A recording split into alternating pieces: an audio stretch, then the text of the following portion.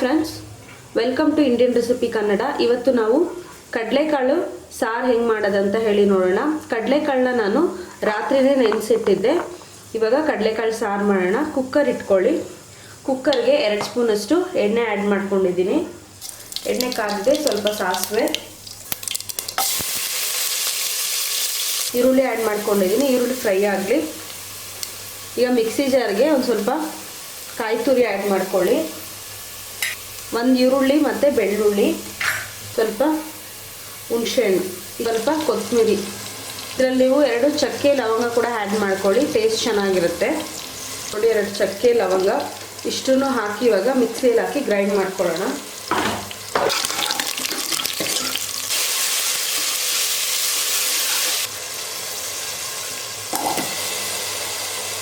ಆಲೂಗಡ್ಡೆ ಬದನೆಕಾಯಿ ಆ್ಯಡ್ ಮಾಡ್ಕೊಳ್ಳಿ.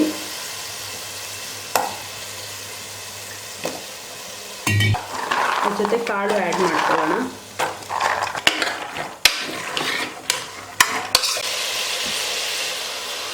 ಇವಾಗ ಮಸಾಲೆ ರುಬ್ಕೊಂಡಿದ್ವಲ್ಲ, ಮಸಾಲೆನ ಆ್ಯಡ್ ಮಾಡ್ಕೊಳ್ಳೋಣ.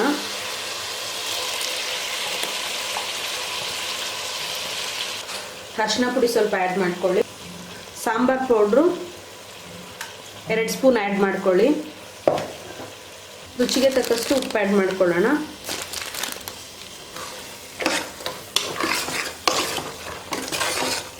ನಿಮಗೆ ಚಪಾತಿಗೆ ಬೇಕು ಅಂದರೆ ಸ್ವಲ್ಪ ನೀರು ಕಮ್ಮಿ ಆ್ಯಡ್ ಮಾಡ್ಕೊಳ್ಳಿ. ಅನ್ನಕ್ಕಂದರೆ ಒಂದು ಸ್ವಲ್ಪ ನೀರು ಆ್ಯಡ್ ಮಾಡ್ಕೊಳ್ಳಿ. ನಿಮಗೆ ಎಷ್ಟು ನೀರು ಬೇಕೋ, ಗಟ್ಟಿ ತೆಳ್ಳಗೆ ಬೇಕೋ ನೋಡ್ಕೊಂಡು ನೀರು ಆ್ಯಡ್ ಮಾಡ್ಕೊಳ್ಳಿ. 4 ವಿಷಲ್ ಬರಲಿ, ಯಾಕಂದರೆ ನಾವು ಕಾಳನ್ನ ಸಪ್ರೇಟಾಗಿ ಬೇಯಿಸ್ಕೊಂಡಿಲ್ಲ. ಅದರಿಂದ ಒಂದು 4 ವಿಷಲ್ ಬಂದಮೇಲೆ ಸ್ಟವ್ ಆಫ್ ಮಾಡ್ಕೊಳ್ಳೋಣ. ಲಾಸ್ಟಿಗೆ ಸ್ವಲ್ಪ ಕೊತ್ತಂಬರಿ ಸೊಪ್ಪು ಆ್ಯಡ್ ಮಾಡ್ಕೊಳ್ಳಿ. ಕಡಲೆಕಾಳು ಹುಳಿ ಸಾರು ಸೂಪರಾಗಿ ರೆಡಿ ಆಗಿದೆ. ಬಿಸಿ ಬಿಸಿ ಅನ್ನಕ್ಕೆ ಸೂಪರಾಗಿರುತ್ತೆ. ನೀವು ಇದೇ ರೀತಿ ಒಮ್ಮೆ ಟ್ರೈ ಮಾಡಿ. Thank you.